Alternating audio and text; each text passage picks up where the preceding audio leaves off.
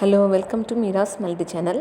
எங்கள் வீட்டில் நிறைய இஞ்சி இருந்தது. இந்த இஞ்சியை தோல் சீவி நல்லா கேரட் திருவி ஒரு கப் அளவுக்கு கிடச்சிது. அதை ரெடி பண்ணி வச்சுருந்தேன். இது நல்லா மிக்ஸி ஜாரில் போட்டு ஒரு டம்ளர் ஜலம் விட்டு நல்லா நைஸாக அரைச்சி எடுத்துக்கணும். இந்த விழுதுக்கு தக்கன நம்ம சர்க்கரை கரெக்டாக ஒரு கப் அளவுக்கு எனக்கு விழுது கிடச்சிது. ஸோ வந்து ஒரு கப் விழுதோட ஒரு கப் சர்க்கரையை சேர்த்து நல்லா கொதிக்க விடணும். 2 டீஸ்பூன் நெய் விட்டோன்னா நல்லா சேர்ந்து நல்லா ஒட்டாமல் வரும். இது நல்லா கொதிக்கணும். கொதித்து நல்லா கெட்டியாகி பபிள்ஸ் வந்தோடனே கொட்டிடணும். ரொம்ப நேரம் நீங்கள் கொதிக்க விட்டு கெட்டியாகணும்னு வச்சிட்டிங்கன்னா அது வந்து ரொம்ப இறுகி கல் மாதிரி ஆகிடும். கொஞ்சம் ஓரளவு கெட்டியாகி பபிள்ஸ் வந்தோடனே ஒரு நெய் தடவின தட்டில் கொட்டி ஆறினோடனே பீஸ் போட்டிங்கன்னா நம்ம வீட்டிலே சுவையான இஞ்சி மரப்பா ரெடி. இது வந்து ஜீரணத்துக்கு ரொம்ப நல்லது.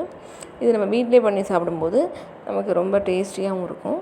இது ட்ரை பண்ணி பார்த்துட்டு எப்படி இருக்குன்னு கமெண்டில் சொல்லுங்கள். தேங்க்யூ ஃபார் வாட்சிங் மை சேனல்.